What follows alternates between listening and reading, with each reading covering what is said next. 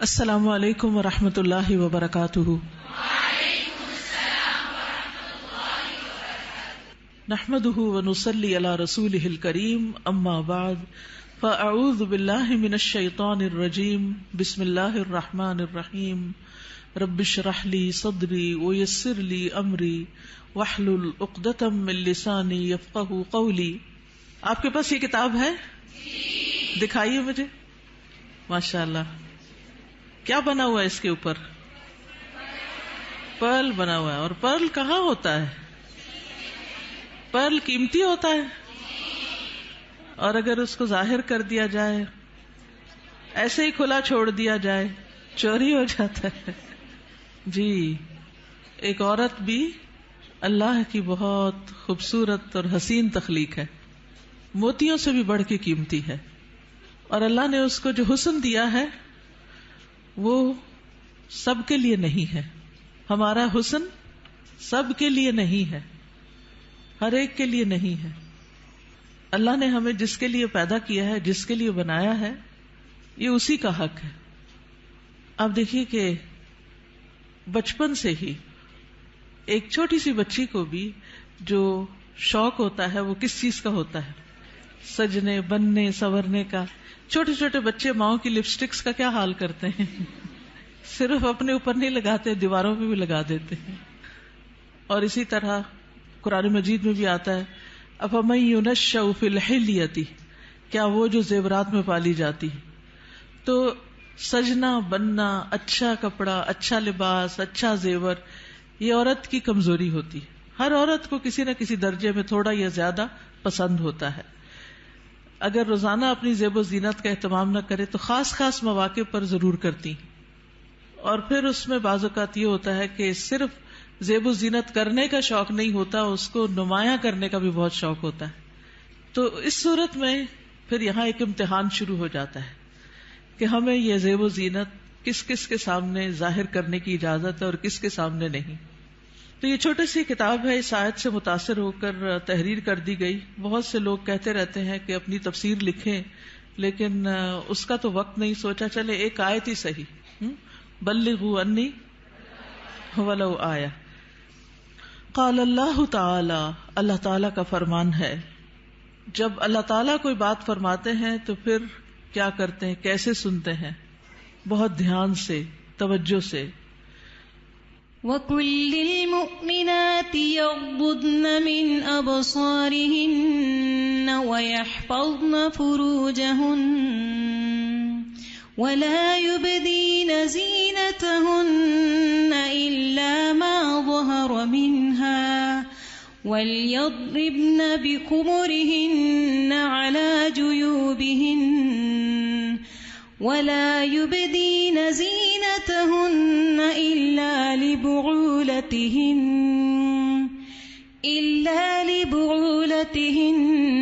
أَوْ آبَائِهِنَّ أَوْ آبَاءِ بُعُولَتِهِنَّ أَوْ أَبْنَائِهِنَّ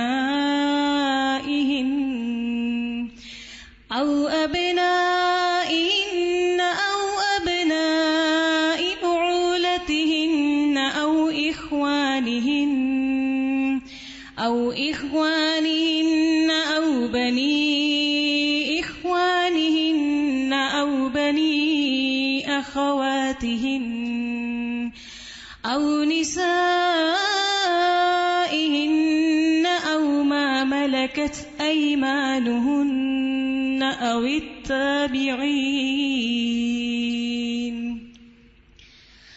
التابعين غير أولي الإربة من الرجال أو الطفل الذين لم يظهروا على عورات النساء ولا يضربن بأرجلهن ليعلم ما يخفين من زينتهن وتوبوا إلى الله جميعا أيها المؤمنون وتوبوا إلى الله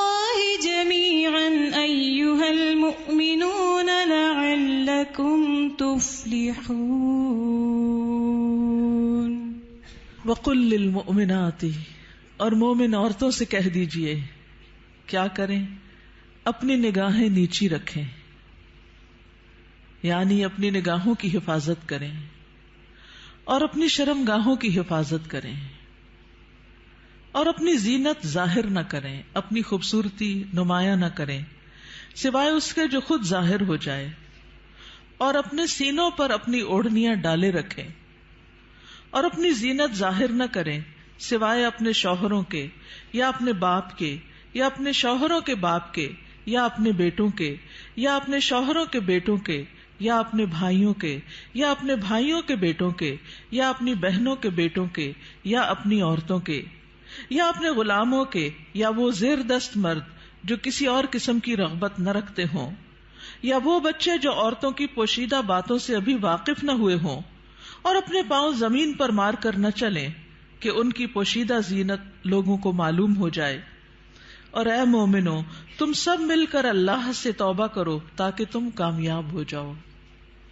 یعنی اس حکم کی کہیں نہ کہیں جو خلاف ورزی ہوتی ہے اس پر توبہ کرو تاکہ کامیاب ہو سکو.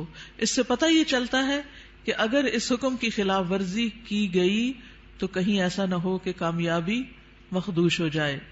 تو ارشاد ہے وَقُلْ لِلْمُؤْمِنَاتِ، اور مومن عورتوں سے کہہ دیجئے. پیج 3.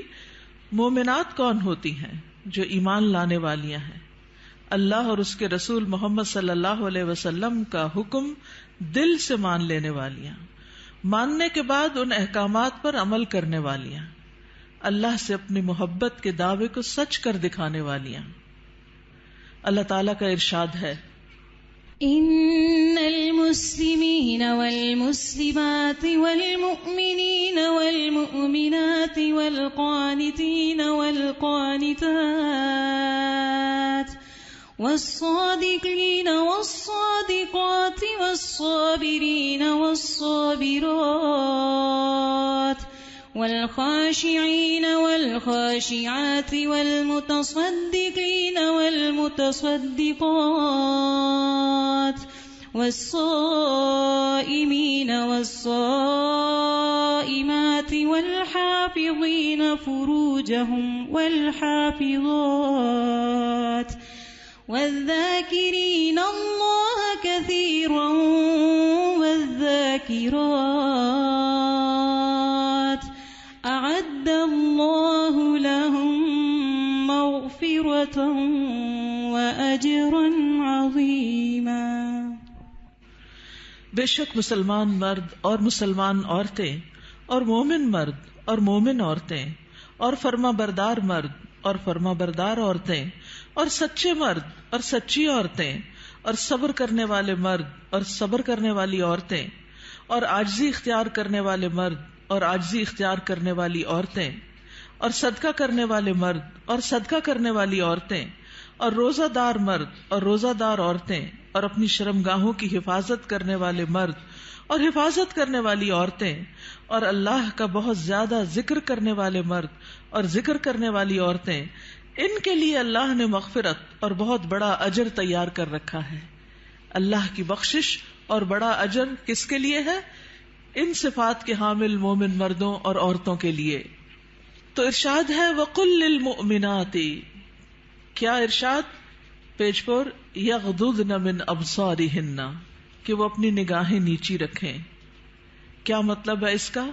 کہ حرام چیزوں پر نگاہ نہ ڈالیں، نامحرم مردوں کو نگاہ بھر کے نہ دیکھیں، اچانک نظر پڑ جائے تو نظر پھیر لیں، شہوت کی نظر سے نہ دیکھیں، کسی مرد یا کسی عورت کا سطر نہ دیکھیں، یعنی جو حصے چھپا کے رکھنے کے قابل ہیں، فحش تصاویر اور فحش مناظر نہ دیکھیں، ادھر ادھر تانک جھانک نہ کریں. نبی صلی اللہ علیہ وسلم نے فرمایا زنا العین النظر، نظر بازی آنکھوں کا زنا ہے. نبی کریم صلی اللہ علیہ وسلم نے فرمایا تم اپنی طرف سے مجھے 6 چیزوں کی ضمانت دو، میں تمہیں جنت کی ضمانت دوں گا. جب بات کرو تو سچ بولو، جب وعدہ کرو تو پورا کرو، جب تمہارے پاس امانت رکھی جائے تو ادا کرو، اپنی شرمگاہوں کی حفاظت کرو، اپنی نگاہوں کو نیچا رکھو، اور اپنے ہاتھوں کو روکے رکھو. تو یہ حکم ہے نگاہیں نیچی رکھنے کا. پھر آیت کے اگلے حصے میں فرمایا وَيَحْفَظْنَ فُرُوجَهُنَّ، اور وہ اپنی شرمگاہوں کی حفاظت کریں، یعنی جسم کے قابل ستر حصے چھپا کر رکھیں. باریک اور تنگ لباس خصوصاً چست پاجامے سطر ڈھانپنے کے تقاضے پورے نہیں کرتے. زنا، بدکاری اور فحاشی سے بچیں. بلا ضرورت اپنے جسم کا کوئی حصہ نہ کھولیں. ہم جنس پرستی سے دور رہیں. جانوروں یا مصنوعی آلات سے جنسی خواہش پوری نہ کریں. پھر فرمایا وَلَا يُبْدِينَ زِينَتَهُنَّ، اور اپنی زینت ظاہر نہ کریں، یعنی جسمانی ساخت اور شکل و صورت کی خوبصورتی کو نمایاں نہ کریں.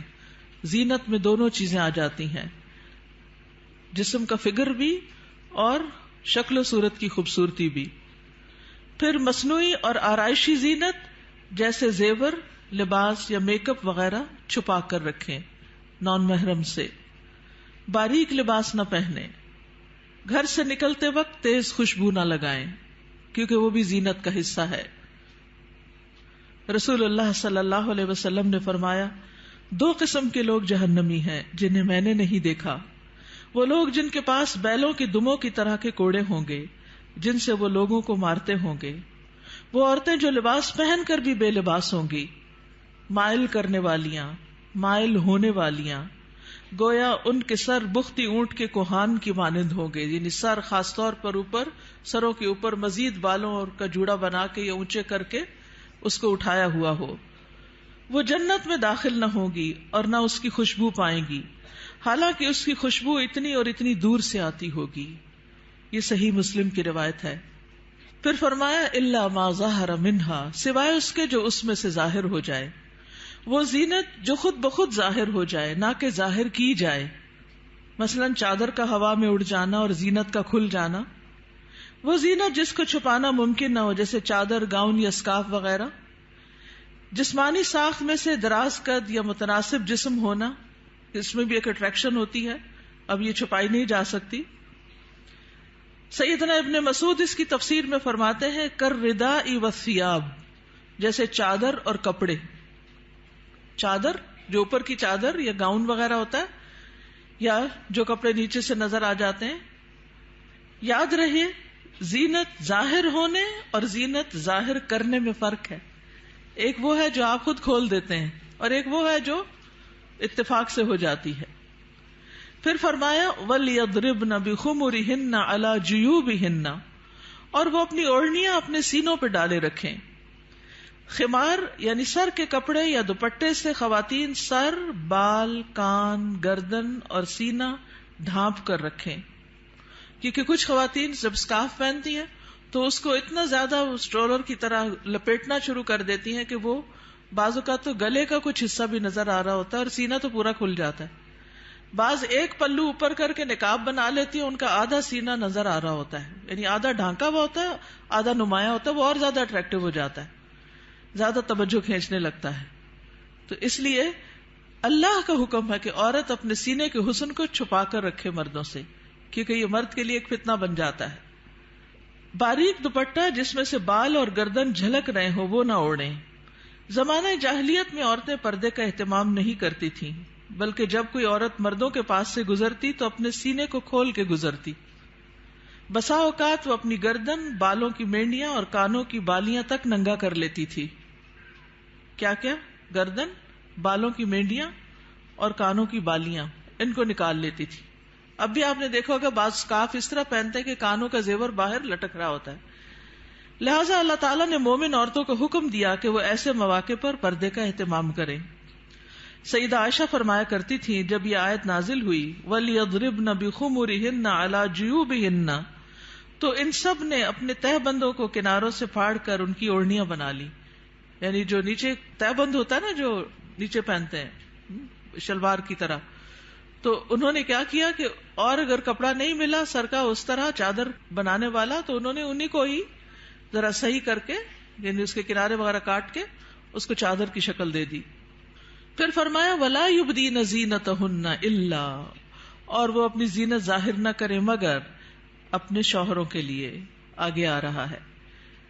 پسندیدہ اور مطلوب ہے کہ شوہر کے سامنے ہر طرح کی زینت کا اظہار کریں، سارا شوق یہاں پورا کریں. ٹھیک ہے. عورت اپنے شوہر کے سامنے حد درجہ اظہار زینت کر سکتی، جتنی کرنا چاہے کریں، جو کہ کسی دوسرے کے سامنے نہیں کر سکتی. یا اپنے باپوں کے لیے. باپوں میں کون کون آتا ہے؟ باپ، دادا، پردادا، نانا، پرنانا، اوپر تک آبا و اجداد جو بھی ہوں. رسول اللہ صلی اللہ علیہ وسلم نے ایک نیک عورت کے بارے میں فرمایا، بہترین عورت وہ ہے کہ جب تم اسے دیکھو تو تمہیں خوش کر دے. تو شوہر کس طرح خوش ہوگا جب آپ اچھے کپڑے پہنیں گے، اچھا لباس کے ساتھ اچھا زیب و زینت، زیور، میک اپ وغیرہ میں ہوں گے. لیکن بہت سی خواتین گھر میں تو کھانا پکاتے پکاتے کپڑوں میں اس قدر کھانے کی اسمیل آ جاتی ہے اور کچن میں پسینے سے برا حال ہو جاتا ہے، اور پھر جب شوہر گھر آتا ہے تو اسی حال میں استقبال کرتی. اور پھر جب شوہر کو کھانا وغیرہ دے کے فارغ ہو کے جب اپنی سہیلی یا بازار جانا ہوتا ہے تو نہا دھو کے میک اپ وغیرہ کر کے نکل جاتی ہے، کیونکہ اب شوہر آ گیا گھر میں، وہ بچے سنبھالے گا، ہم ذرا آؤٹنگ پہ جائیں. تو یہ بالکل الٹ ہے اس حکم کے جو ہمیں دیا گیا. فرمایا بہترین عورت وہ ہے کہ جب تم اسے دیکھو تو تمہیں خوش کر دے، جب تم اسے کوئی حکم دو تو تمہاری اطاعت کرے، اور تمہاری غیر موجودگی میں اپنے نفس اور تمہارے مال کی حفاظت کرے. یا اپنے شوہروں کے باپ کے لیے. شوہر کا باپ جیسے سسر، شوہر کا نانا، شوہر کا دادا، شوہر کا پرنانا، شوہر کا پردادا، اوپر تک آبا و اجداد. یا اپنے بیٹوں کے لیے. بیٹوں میں بیٹے، پوتے، پڑپوتے، نواسے، پڑنواسے، نیچے تک سب آ جاتے ہیں. یا اپنے شوہروں کے بیٹوں کے لیے. شوہر کے پوتے، شوہر کے نواسے، نیچے تک، یعنی ستیلے بیٹے بھی. اس میں شوہر کے بیٹے اور ان کے آگے بچوں کے بچے بھی سب آ جاتے ہیں. یا اپنے بھائیوں کے لیے. سگے بھائی، ستیلے بھائی، رضائی بھائی، تینوں اس میں شامل ہیں. یا اپنے بھائیوں کے بیٹوں کے لیے. سگے بھائیوں کی اولاد، ستیلے بھائیوں کی اولاد، رضائی بھائیوں کی اولاد، یعنی بھتیجے، بھتیجوں کے بیٹے، پوتے وغیرہ. یا اپنی بہنوں کے بیٹوں کے لیے.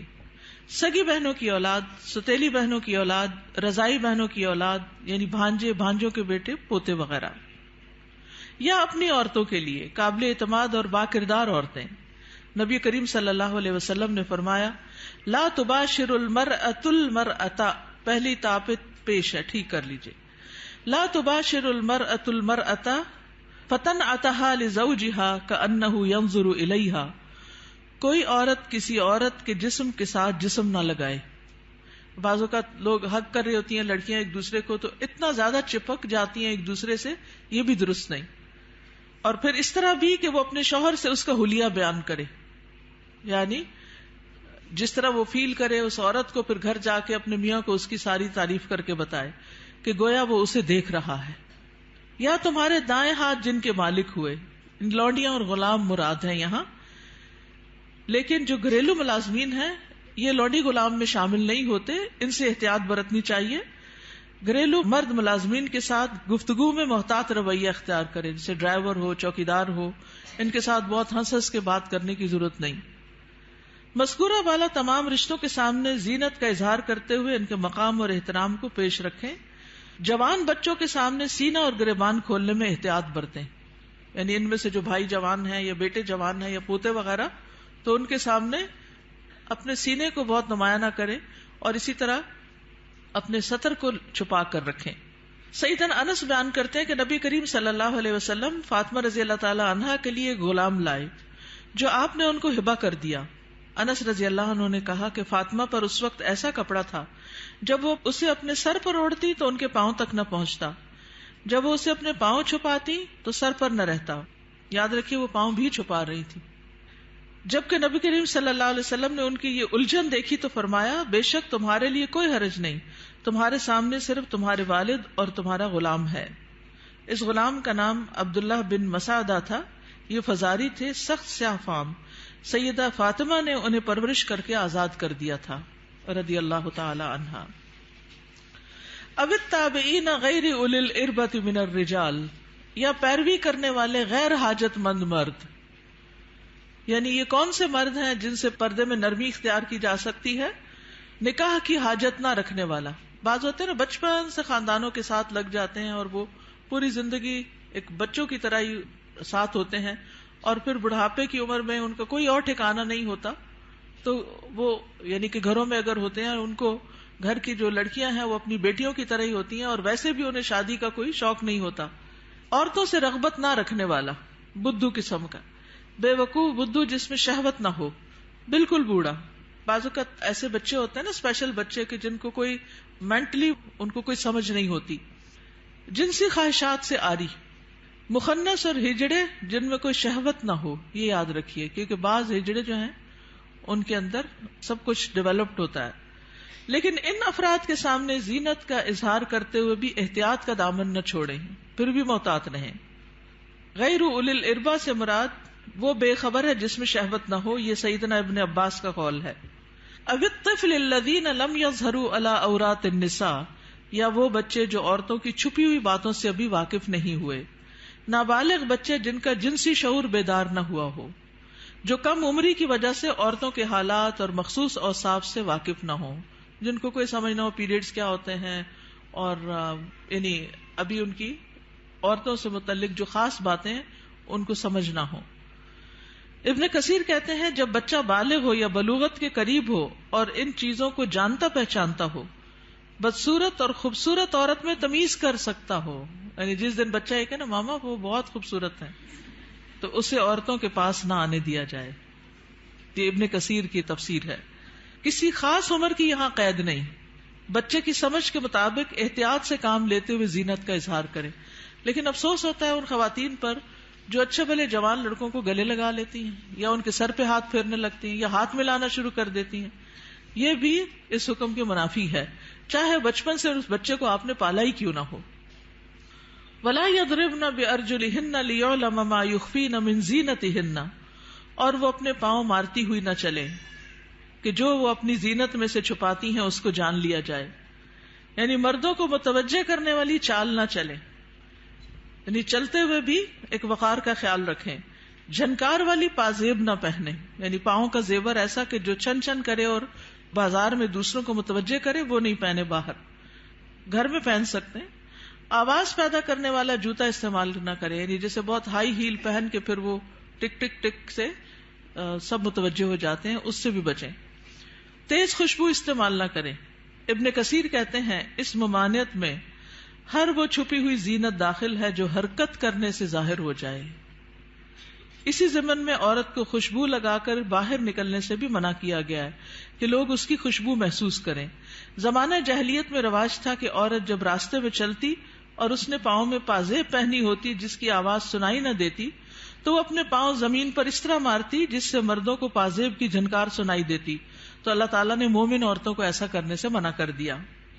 نبی کریم صلی اللہ علیہ وسلم نے فرمایا ہر آنکھ زنا کرتی ہے، اور عورت جب خوشبو لگا کر کسی مجلس سے گزرتی ہے تو وہ ایسی اور ایسی ہے، یعنی زانیہ ہے. تو اس لیے خوشبو کے معاملے میں بھی احتیاط برتیں. ایسی خوشبو نہ لگائیں کہ جو پھیل رہی ہو، خصوصاً اگر آپ بازار سے ہو کر گزر رہے ہیں یا مردوں کے ساتھ آپ کا کسی بھی طرح کا کوئی انٹریکشن ہے، یا گھر میں کوئی ایسا رشتہ دار ہے کہ جو محرم نہیں ہے. وَتُوبُوا إِلَى اللَّهِ جَمِيعًا أَيُّهَا الْمُؤْمِنُونَ لَعَلَّكُمْ تُفْلِحُونَ، اور اے مومنو سب کے سب اللہ کی طرف توبہ کرو تاکہ تم فلاح پاؤ. اس میں پچھلے گناہوں پر ندامت کا اظہار کریں، یعنی اللہ تعالیٰ کے سامنے آئندہ گناہ نہ کرنے کا عہد کریں، اپنی اصلاح کی ہر ممکنہ کوشش کریں، ان لغزشوں اور غلطیوں سے توبہ کریں جو پردے کے معاملے میں اب تک ہوتی رہیں. آئندہ زندگی کے لیے اپنے طرز عمل کی اصلاح ان ہدایات کے مطابق کر لیں جو اللہ اور اس کے رسول صلی اللہ علیہ وسلم نے دی ہیں. اللہ تعالیٰ کا ارشاد ہے وَهُوَ الَّذِي يَقْبَلُ التَّوْبَةَ عَنْ عِبَادِهِ وَيَعْفُو عَنِ السَّيِّئَاتِ وَيَعْلَمُ مَا تَفْعَلُونَ، اور وہی ہے جو اپنے بندوں کی توبہ قبول کرتا ہے اور ان سے درگزر فرماتا ہے، اور وہ جانتا ہے جو تم عمل کرتے ہو. وَهُوَ الَّذِي يَقْبَلُ التَّوْبَةَ عَنْ عِبَادِهِ وَيَعْفُو عَنِ السَّيِّئَاتِ وَيَعْلَمُ مَا تَفْعَلُونَ. دیگر محارم حقیقی چچا اور ماموں بھی محرم ہیں، کیونکہ بھتیجی اور بھانجی سے نکاح نہیں کیا جا سکتا. رضائی رشتے بھی نسبی رشتوں کی طرح محرم ہیں، ان کے سامنے بھی زینت کا اظہار جائز ہے. اللہ تعالیٰ کا ارشاد ہے حرمت عليكم أمهاتكم وبناتكم وأخواتكم وعماتكم وخالاتكم وبنات الأخ وبنات الأخت. تم پر تمہاری مائیں اور تمہاری بیٹیاں اور تمہاری بہنیں اور تمہاری پھپھیاں اور تمہاری خالائیں اور بھائی کی بیٹیاں اور بہنوں کی بیٹیاں حرام کر دی گئی ہیں. رسول اللہ صلی اللہ علیہ وسلم نے فرمایا، بے شک اللہ نے رضاعت سے بھی ان رشتوں کو حرام کر دیا جن کو نسب سے حرام کیا گیا. حجاب مسلمان عورت کی شناخت ہے. مسلمان عورت حجاب سے پہچانی جاتی ہے، وہ دوسروں سے الگ ہو جاتی ہے. اللہ تعالیٰ کا ارشاد ہے، یا ایھا النبی قل لأزواجک وبناتک ونساء المؤمنین یدنین علیہن من جلابیبہن ذلک ادنی ان یعرفن فلا یؤذین وَكَانَ اللَّهُ غَفُورًا رَحِيمًا. اے نبی اپنی بیویوں اور بیٹیوں اور مومن عورتوں سے کہہ دیجئے، بیویاں، بیٹیاں اور مومن عورتیں سب کی سب وہ اپنے چادروں کے پلو اپنے اوپر لٹکا لیا کریں. اس طرح زیادہ توقع ہے کہ وہ پہچان لی جائیں، یعنی حجاب کی وجہ سے پہچان لی جائیں، نہ کہ حجاب اتار کے پہچان لی جائیں. حجاب اتار کے تو ایک عورت عام عورت کی طرح ہی لگے گی نا. تو ایذا نہ دی جائیں. اور اللہ بہت بخشنے والا، بے حد رحم کرنے والا ہے. یہ ایذا کون سی ہے؟ سیکسول ہراسمنٹ، کہ جب عورت کسی مرد کو اٹریکٹ کرتی ہے تو پھر وہ اس کے پیچھے آتا ہے اور اس کو نقصان دینا چاہتا ہے. مردوں سے بھی خطاب کیا گیا. نظر اور شرمگاہ کی حفاظت کا حکم صرف عورتوں کے لیے نہیں بلکہ مردوں کے لیے بھی ہے. اللہ تعالیٰ کا ارشاد ہے، قل للمؤمنین یغضوا من ابصارهم ویحفظوا فروجهم ذلك ازکی لهم ان اللہ خبیر بما یصنعون. مومن مردوں سے کہہ دیجئے اپنی نگاہیں نیچی رکھیں اور اپنی شرمگاہوں کی حفاظت کریں، یہ ان کے لیے پاکیزہ تر ہے. بے شک اللہ خبر رکھنے والا ہے اس کی جو وہ کرتے ہیں. یعنی اللہ سبحانہ وتعالیٰ کو سب پتا ہے کہ وہ نگاہیں نیچی رکھتے ہیں یا نہیں رکھتے. سیدنا جریر بن عبداللہ سے روایت ہے، وہ کہتے ہیں، میں نے رسول اللہ صلی اللہ علیہ وسلم سے اچانک نظر پڑ جانے کے بارے میں سوال کیا تو آپ صلی اللہ علیہ وسلم نے مجھے حکم دیا کہ میں اپنی نظر پھیر لوں. یعنی اگر کسی عورت پر نظر پڑ جائے تو پھر اس کو دوسری طرف پھیر لوں. نظر کی حفاظت دراصل شرمگاہ کی حفاظت ہے. جس نے اپنی نظر کو آزاد چھوڑ دیا اس نے اسے ہلاکت کے گڑھے میں ڈال دیا، اور نظر ہی عام حادثات کی اصل ہے جو انسان کو پہنچتے ہیں. یہ ابن القیم کا قول ہے. نگاہ نیچی رکھنے کے فوائد کیا ہیں؟ یہ بھی ابن القیم کا قول ہے. محبت کی حقیقت اور اس کے تقاضے کتاب میں، دل شہوت سے رک جاتا ہے، دل میں نور پیدا ہو جاتا ہے، علم کے راستے کو شادہ ہو جاتے ہیں، دل کو فرحت و خوشی حاصل ہوتی ہے، عقل قوی اور مضبوط ہوتی ہے، دل غم و حسرت سے خلاصی پا لیتا ہے، انسان کی عقل و فراست بڑھتی ہے، دل کو قوت و شجاعت حاصل ہوتی ہے. نگاہ جھکانا جہنم کا دروازہ بند کرنے کا سبب ہے، غفلت کے پردے ہٹتے ہیں. رسول اللہ صلی اللہ علیہ وسلم نے دعا بھی سکھائی، سنن نبی داؤد میں آتی ہے، اللہم انی اعوذ بک من شر سمعی ومن شر بصری ومن شر لسانی ومن شر قلبی ومن شر منی. اے اللہ، بے شک میں اپنی سماعت کے شر سے، اپنی بصارت کے شر سے، اپنی زبان کے شر سے، اپنے دل کے شر سے اور اپنی شرمگاہ کے شر سے تیری پناہ چاہتا ہوں. اپنا جائزہ لیجئے، کیا یہ احکامات میرے لیے ہیں اور کیا ان پر عمل کرنا ضروری ہے؟ کیا میں اپنی نگاہوں اور سطر کی حفاظت کر رہی ہوں؟ کیا میں اپنے خمار یا دوپٹے کو اپنے سینے پر ڈالتی ہوں؟ کیا میں اپنی زینت کو چھپانے کا اہتمام کرتی ہوں؟ یاد رکھیے، ہمارا معاملہ کسی انسان کے ساتھ نہیں، رب العالمین کے ساتھ ہے، جو علم بھی رکھتا ہے اور ہر چیز کے بارے میں باخبر بھی ہے. نظر کے بارے میں کچھ اشعار ہیں. کل حوادث مبدأها من النظر، تمام حوادث کی ابتدا نظر سے ہوتی ہے. یعنی جو عشق و عاشقی کے سلسلے چل پڑتے ہیں اور انسانوں کو بعض اوقات انتہائی بیمار کر دیتے ہیں کہ وہ کسی قابل نہیں رہتے، اس کی ابتدا نظر سے ہی ہوتی ہے. وَمُعْظَمُ النَّارِ مُسْتَصْغَرُ الشَّرَرِ، اور چھوٹی چنگاری سے بھی زبردست آگ بھڑک اٹھتی ہے. نظر فابتسامۃ فسلام، پہلے نظر پھر مسکراہٹ پھر سلام. فکلام فموعد فلقاء، پھر بات چیت پھر ملاقات کا وعدہ. اور پھر اس کے بعد اللہ کے حکم کی نافرمانی میں انسان جا پڑتا ہے. اللہ سبحانہ تعالی ہمیں ایمان عطا کرے، حیا عطا کرے اور اس حکم پر عمل کی توفیق عطا کرے. آخری صفحے پر ہے رسول اللہ صلی اللہ علیہ وسلم نے فرمایا حیا ایمان میں سے ہے اور ایمان جنت میں لے جاتا ہے، جبکہ بے حیائی کوڑا کرکٹ ہے اور کوڑا کرکٹ آگ میں جاتا ہے. یہ کتاب آپ کے لیے تحفہ ہے. کیوں تحفہ ہے؟ تاکہ ہم اس پر عمل کریں اور کیا کریں؟ آگے بھی پہنچائیں. صرف اپنے آپ کو بچانا کسی شر سے، کسی نقصان سے کافی نہیں. اس کا ایک محرک یہ بھی تھا اس چھوٹے سے پمفلٹ کو لکھنے کا کہ بہت دفعہ مجھے خود یہ سننے کو ملا، بتایا گیا کہ کہاں ہے قرآن میں پردے کا حکم. آپ اپنے کالج میں، یونیورسٹی میں کولیگ سے بات کریں تو کہیں گے کہاں لکھا ہے قرآن میں تو کوئی نہیں پردے کا حکم، یہ تو تم لوگوں نے خود ہی گاؤن سکارف چڑھا لیے. تو اگر یہ چھوٹی سی کتاب آپ کے پاس ہوگی تو فوراً دلیل نکالنا آپ کے لیے آسان ہوگا. ٹھیک ہے؟ آپ میں سے کوئی کچھ کہنا چاہتا ہے؟ آپ کی وجہ سے اگر ایک خاتون بھی اپنے اس حکم پر عمل کر لیتی ہیں تو آپ کے لیے صدقہ جاریہ ہوگا. کم از کم 2 لوگوں کے ساتھ مل کے یہ کتاب ضرور پڑھ لیجیے. استاذہ ایک بات دل میں آ رہی تھی، پیج نمبر اس پہ ہے نا کہ نگاہ نیچی رکھنے کے فوائد. تو جیسے اس میں سارے فوائد لکھے ہوئے ہیں کہ دل میں نور ہوتا ہے اور علم کے راستے کشادہ ہو جاتے ہیں، غم سے چھٹکارا مل جاتا ہے، عقل قوی ہوتی ہے، غفلت کے پردے ہٹتے ہیں، جہنم سے انسان بچ جاتا ہے. تو دیکھیں ایک راستہ کھول کے نا نظر کو بہکانے والا شیطان نے ہمارے لیے کتنے راستے بند کر دیے. تو اس پہلا جو راستہ ہے اس کو وہی اگر ہم بند کر دیں نا تو ہم پھر آگے انشاءاللہ یہ سارے راستے خود بخود کھل جائیں. بالکل. اور اس میں آپ دیکھیے کہ بہت سی ایسی خواتین کے مسائل، بہت سی لڑکیوں کے مسائل، اچھی بھلی سمجھدار لڑکیوں کے مسائل، اور خصوصاً اب موبائل کی وجہ سے اور ویڈیو چیٹنگ کی وجہ سے جو مسائل پیدا ہو رہے ہیں، اور تصویر کا اتنا فتنہ عام ہے کہ ہر چیز ہی کی تصویر بن بن کے شیئر کی جا رہی ہے، اس کی وجہ سے یہ مسائل اور بھی زیادہ بڑھ گئے ہیں.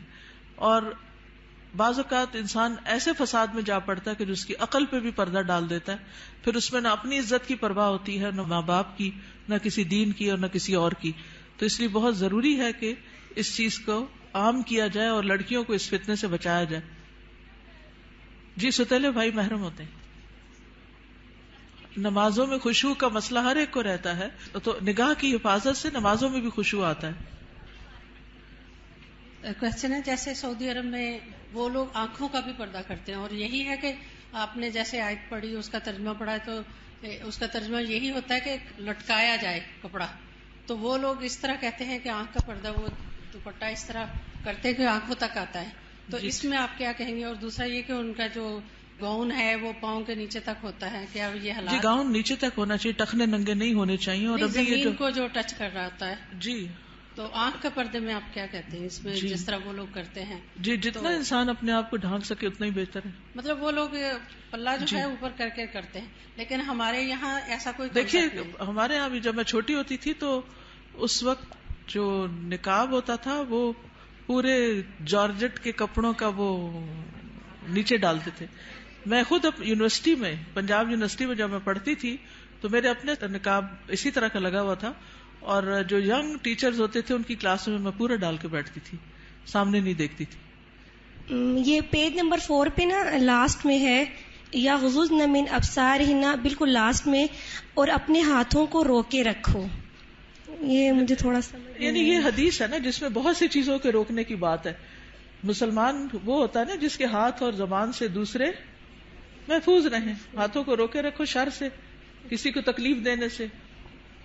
خاص طور پر عورتوں کو سوچنا چاہیے اس موقع پر. چلے آپ نے ہاتھ کا ذکر کر ہی دیا، وہ مائیں اللہ کو کیا حساب دیں گی جو بات بے بات پر اور شوہر سے بھی ناراضگی اور کسی اور کے ساتھ بھی جو انبن ساس کا بھی غصہ سارا بچوں پہ نکالتی ہیں، بات بات پہ بچوں کی پٹائی کرتی ہیں. آج ہی ایک بچی نے مجھے تقریباً 7 منٹ کا میسج بھیجا جس میں رو رو کے وہ ذکر کر رہی تھی کہ میں بچپن سے اپنی ماں سے کس طرح پٹتی آ رہی ہوں، کہ اگر اس کے ہاتھ میں ڈنڈا ہے تو اس نے ڈنڈا مار دیا، ہتھوڑی ہے تو ہتھوڑی مار دی، دیگچا ہے تو دیگچا مار دیا، اور چھوٹی موٹی گالیاں بھی نہیں. اگر ہم کسی وجہ سے اوپر چڑھ گئے تو کہا طوائف ہو، تم بھی کوٹھے پہ بیٹھو گی. اور اس قدر غلیظ لینگویج کہ میں پریشان ہو گئی سن کے کہ ہمارے مسلمان معاشرے میں ایسی مائیں بھی ہیں.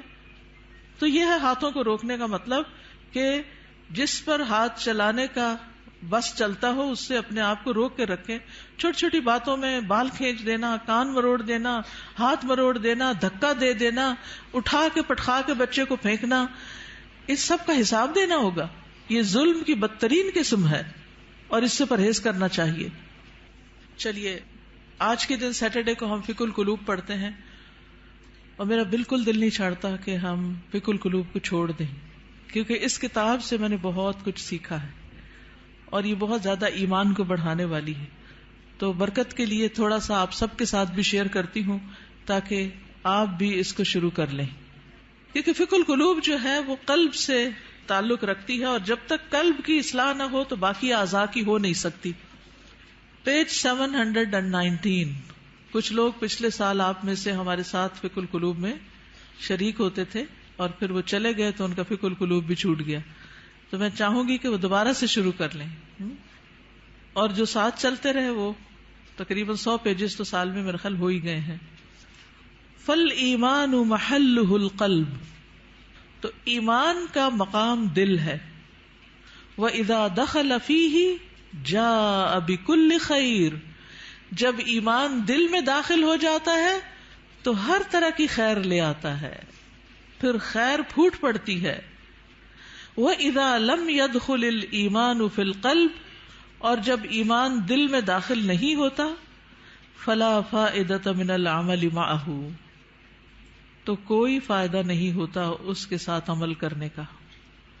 جب تک ایمان دل میں نہیں عمل بے فائدہ ہے، اوپر اوپر کے کیے ہوئے کام بیکار ہیں. فالمنافقون کان ایمانہم بألسنتہم فلم ینفعہم، جیسے منافق تھے تو ان کا ایمان ان کی زبانوں پر تھا تو ان کو اس ایمان نے کچھ فائدہ نہ دیا. وکانوا یصلون مع المسلمین، وہ مسلمانوں کے ساتھ نماز پڑھتے تھے. فلم ینفعہم ذلک، تو اس نماز نے ان کو کوئی فائدہ نہیں دیا. بل ہم فی الدرک الاسفل من النار، بلکہ وہ آگ کے سب سے نچلے گڑھے میں ہیں. یقولون بألسنتہم ما لیس فی قلوبہم، وہ اپنی زبانوں سے وہ کہتے ہیں جو ان کے دلوں میں نہیں، یعنی ایمان دلوں میں نہیں اترا. يقولون بألسنتهم ما ليس في قلوبهم ولفظ الایمان شیء وصورۃ الایمان شیء، لفظ ایمان ایک چیز ہے اور صورت ایمان ایک اور چیز ہے.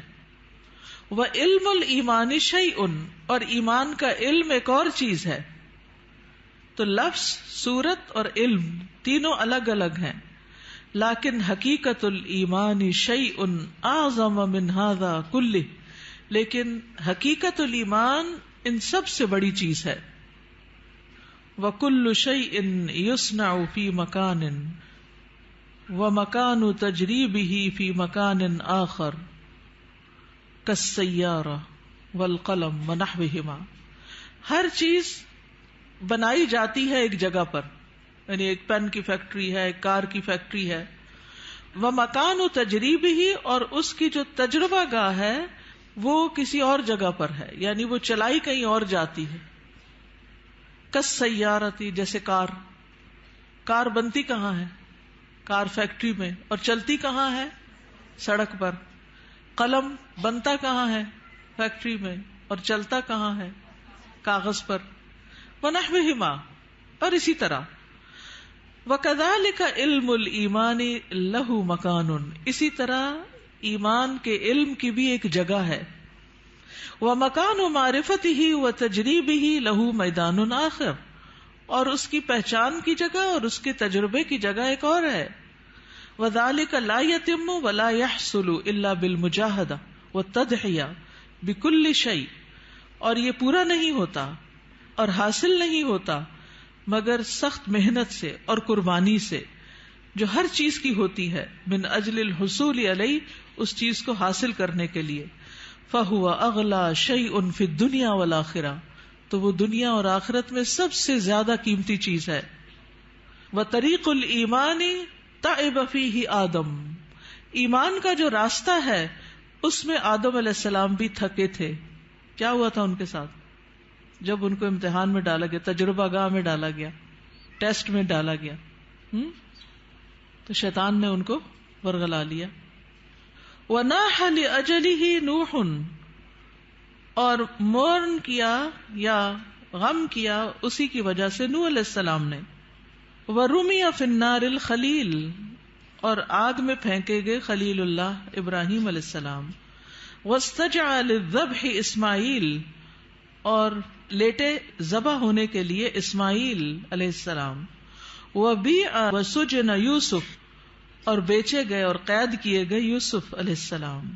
وَنُشِرَ بِالْمِنشَارِ زکریا، اور آرے سے چیرے گئے زکریا علیہ السلام. وَذُبِحَ بِالسِّكِّينِ یحییٰ، اور چھری کے ساتھ ذبح کیے گئے یحییٰ علیہ السلام.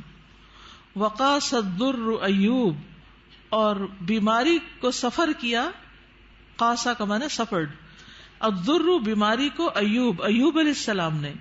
وزاد فی البکاء داود، اور کثرت سے روئے داود علیہ السلام. وسار مع الوحش عیسیٰ علیہ السلام، اور وحشی کے ساتھ عیسیٰ علیہ السلام چلے. یہ کیا قصہ ہے؟ کہا جاتا ہے کہ عیسیٰ علیہ السلام جب مصر میں تھے اور یوسف النجار ان کے ساتھ تھا، تو آگے دیکھا کہ ایک شیر آ رہا ہے تو وہ ڈر گئے. عیسیٰ علیہ السلام نے کہا کہ تم مجھے شیر کے قریب کر دو اور خود نہیں قریب آنا، خود دور رہو. تو عیسیٰ علیہ السلام شیر کے رستے میں کھڑے ہو گئے. جب شیر آیا تو پوچھا ایھا الوحش، اے وحشی جانور، اس راستے میں کیوں آئے، کیوں کھڑے ہو یہاں؟ کہنے لگا کہ وہ ایک بیل ہے، مجھے اسے پکڑنا ہے. انہوں نے کہا کہ دیکھو وہ تو مساکین کا بیل ہے، اس کو چھوڑ دو، فلاں فلاں جگہ چلے جاؤ، وہاں پر ایک مردہ اونٹ ہے تو اس کو جا کے کھا لو. تو اس طرح عیسیٰ علیہ السلام کے کہنے سے وہ شیر جو تھا وہ وہاں چلا گیا، اور اس شیر نے عیسیٰ علیہ السلام کی بات مان لی. لیکن شیر سے بات کرنا اور شیر کو روکنا نہیں منکر کرنا کوئی آسان کام نہیں تھا. لیکن عیسیٰ علیہ السلام نے اپنے آپ کو خطرے میں ڈال کر مسکینوں کو ان کا بیل دلوا دیا، یعنی ان کا بیل ہلاک نہیں ہوا، ورنہ تو شیر کھا جاتا. تو یہ اسرائیلیات میں سے ہے یہ واقعہ. اس کی صداقت تو اللہ ہی کو معلوم ہے، لیکن ہمیں حدث عن بنی اسرائیل ولا حرج کے تحت بیان کر دیا گیا ہے. وعالج الفقر والاذى محمد صلی اللہ علیہ وسلم، اور فقر اور اذیتوں سے، بیماریوں سے، تکلیفوں سے محمد صلی اللہ علیہ وسلم نے ڈیل کیا. عالجہ کا مطلب ہے ڈیل کرنا، he dealt with. وَهَؤُلَاءِ هُمْ شُمُوسُ التَّوْحِيدِ وَالْإِيمَانِ، اور یہ لوگ توحید اور ایمان کے سورج ہیں، شمس کی جمع. وَنُجُومُ الْهُدَى، اور ہدایت کے ستارے. وَجِبَالُ الصَّبْرِ وَالْيَقِينِ، اور صبر اور یقین کے پہاڑ. فَالْإِيمَانُ أَصْلُ الدِّينِ وَقَاعِدَتُهُ، تو ایمان دین کی اصل ہے اور اس کا قاعدہ ہے. الَّتِي يُبْنَى عَلَيْهَا الْبِنَاءُ، جس پر عمارت کی بنیاد رکھی جاتی ہے.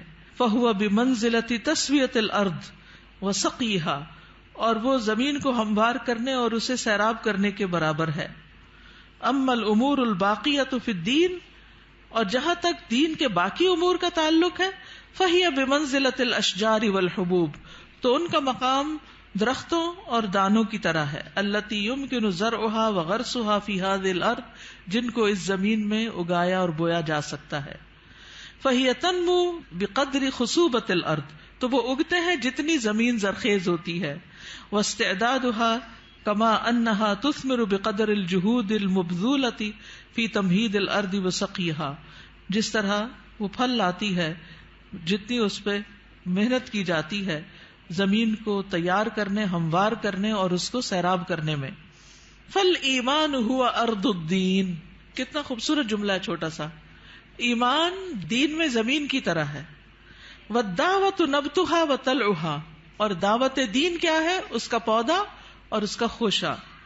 والعبادۃ ثمرتها وزینتها، اور عبادت اس کا پھل اور اس کی خوبصورتی.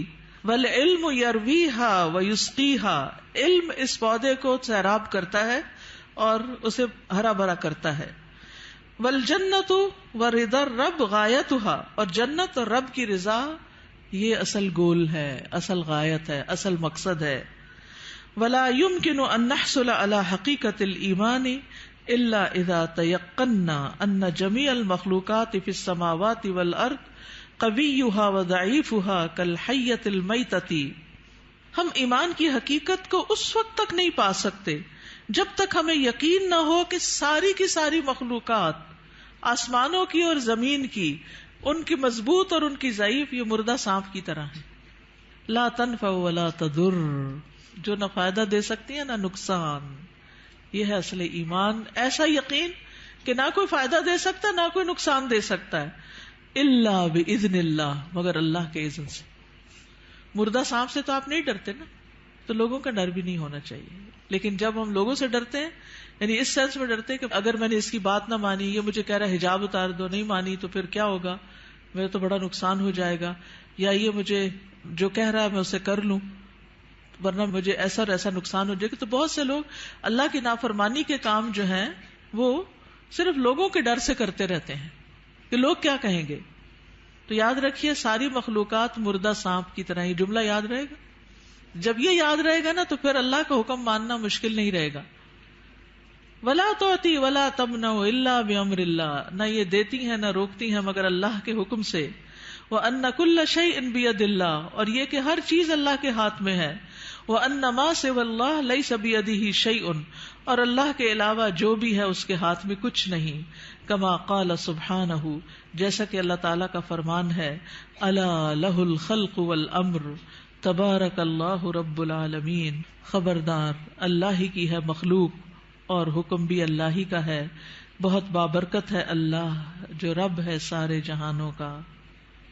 ألا له الخلق والأمر تبارك الله رب العالمين. میں یہ ضرور چاہوں گی کہ آپ اس کتاب کو پڑھیں. اگر آپ کہنے کہ اس کانوکیشن کی کوئی نصیحت ہمیں کر دیں تو میں یہی کہوں گی کہ فقہ القلوب کو شروع سے پڑھنا شروع کر دیں تو ساری نصیحتیں آپ کو مل جائیں گی. اور یہ دراصل ایمان کو مضبوط کرنے والی کتاب ہے. کیا ہے؟ اور اگر ایمان مضبوط ہو جائے تو کیا ہوتا ہے؟ عمل آسان ہو جاتا ہے، انسان مضبوط ہو جاتا ہے. اور اس میں آپ دیکھیے یہاں پر اگلی جو بات ہے بڑی دلچسپ ہے. وہ کہتے ہیں کہ ایمان کی جو قوت ہے نا وہ دل میں ظاہر ہوتی ہے جیسے ایک بندوق کی گولی ہوتی. تو جب وہ اپنی اصل جگہ پر آ جاتی ہے تو پھر اس سے بہت کچھ ہوتا ہے. اور اگر وہ اپنی اصل جگہ پر نہیں تو کچھ بھی نہیں ہوتا، وہ کہیں بھی پڑی رہتی ہے، ایک سیسے کی گولی ہے بس. تو ایمان جب تک دل میں نہیں آتا، زبان پہ رہتا ہے تو فائدہ نہیں دیتا. تو ایمان کو لانا ہے دل میں، اور دل میں آئے گا علم کے ساتھ، اور علم کے لیے ضروری ہے فقہ القلوب. ٹھیک ہے، جزاکم اللہ خیرا. آخری اعلانات سن لیجئے. بوائز کے لیے سمر کورس ہو رہا ہے، فلائر موجود ہے ریسپشن پہ. 7 مئی سے 18 رمضان تک ہے. تعلیم القرآن فار بوائز کا بھی اشتہار آ گیا ہے. نیکسٹ ایئر کا ایڈمیشن شروع ہے. تدبر قرآن کا نیکسٹ کورس جس میں 30ویں پارے کی ترتیل، تجوید، حفظ، ترجمہ، تفسیر، تدبر، گرامر یہ سب شامل ہے. تو آپ کے لیے ابھی موقع ہے کہ آپ ایڈمیشن لے سکیں. اسی طرح یہاں پر تعلیم القرآن ڈپلوما کورس نیکسٹ سیشن مئی کا 1 مئی سے شروع ہو رہا ہے. جو ابھی تک داخلہ نہیں لے پائے، سوچ ہی رہے ہیں، وہ آگے بڑھیں. اسلامی تربیتی کورس، جی ہاں، رمضان کے ساتھ دورہ قرآن کے ساتھ انشاءاللہ 14 مئی سے شروع ہو رہا ہے، 14 مئی سے 26 رمضان تک. اور اس میں دورہ قرآن بھی یہاں ہوگا اور اس کے ساتھ ساتھ اسلامی تربیتی کورس جو ہر سال ہوتا ہے وہ بھی ہوگا. اور پی سی میں بھی انشاءاللہ دورہ قرآن ہوگا جس کے پیچھے پوری لسٹ ہے کہ کہاں کہاں پنڈی اور اسلام آباد میں دورہ قرآن ہو رہا ہے. تو یہ اشتہار اگر آپ کے پاس ہو تو آپ لوگوں کو دے کر دعوت دے سکتے ہیں کہ وہ ضرور شرکت کریں.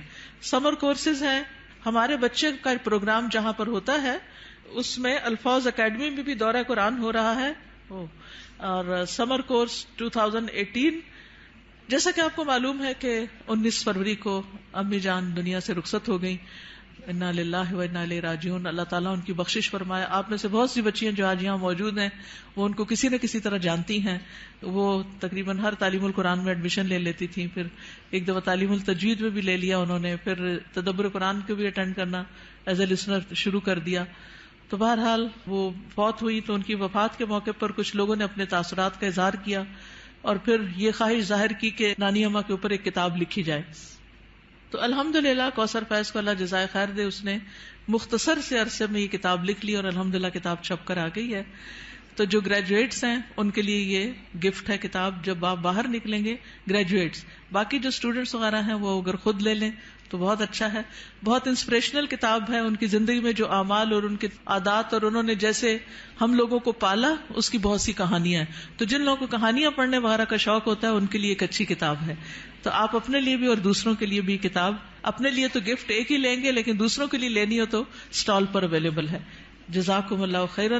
سبحانک اللہم و بحمدک، اشہد ان لا الہ الا انت، استغفرک و اتوب الیک. السلام علیکم ورحمۃ اللہ وبرکاتہ.